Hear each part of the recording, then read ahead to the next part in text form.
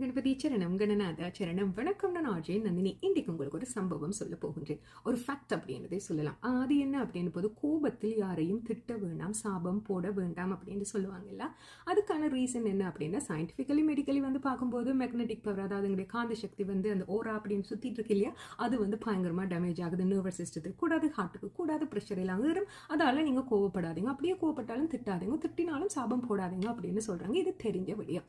இதுக்குள்ள ஒரு தெரியாத விடயம் பார்த்தீங்களாக இருந்தால் இருக்கிறது. அது என்ன அப்படின்னு பார்த்தீர்களாக இருந்தால், நீங்க எப்பெல்லாம் யாராக இருக்கட்டும், யாரையுமே நீங்கள் திட்டி சாபம் போடும் போது, அந்த சாபம் போடுபவர்களுக்கு உங்களிடம் இருக்கும் நல்ல பலனும் சேர்ந்து போகும் அப்படின்றத சொல்றாங்க.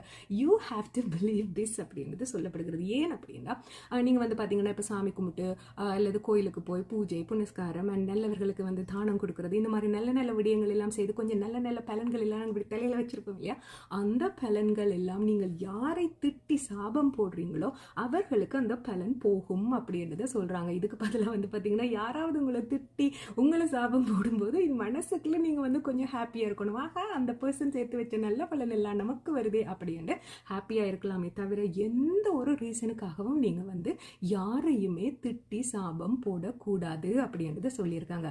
இது எங்களுடைய மகா பெரியவருடைய தெய்வத்தின் குரல்ல சொல்லப்படுகிறது. சயின்டிபிக்கலி மெடிக்கலி எல்லாருக்கும் தெரியும், யாருமே திட்டக்கூடாது, யாருமே சாபம் போடக்கூடாது.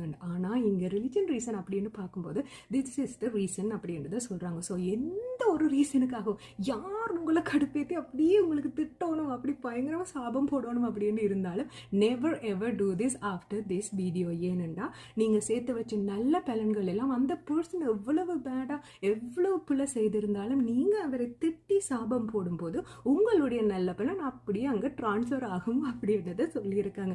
இனி யாரையாவது நீங்க திட்ட வேணும்னா கூட அப்படியே குவைட் ஆகி அப்படியே சைலண்ட் ஆயிடுங்க.